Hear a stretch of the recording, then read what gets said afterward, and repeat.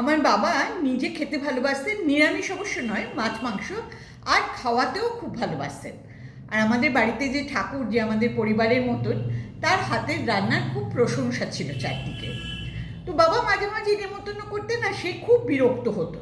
কিন্তু একদিন দেখা গেল সে খুব খুশি হয়ে রান্না করছে গান গাইতে গাইতে। তখন নাগিন ছবি রিলিজ করেছে, আর বাবা নেমন্তন্ন করেছেন হেমন্ত মুখার্জিকে। তো সে তো খুব খুশি, নানান রকম রান্না করে ফেললো। পাট পাতার বড়া, চিংড়ি পোস্ত, তেল কই, ইলিশ ভাপে ইত্যাদি নানান রকম।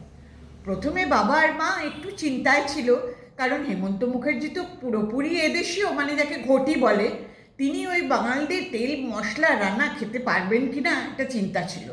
কিন্তু পরে দেখা গেল তিনি শুধু খেলেন না, খুব উপভোগ করলেন এবং কথা দিলেন যে এরপর যখন কলকাতায় আসবেন একদিনের জন্য হলেও উনি আমাদের বাড়িতে খেতে আসবেন।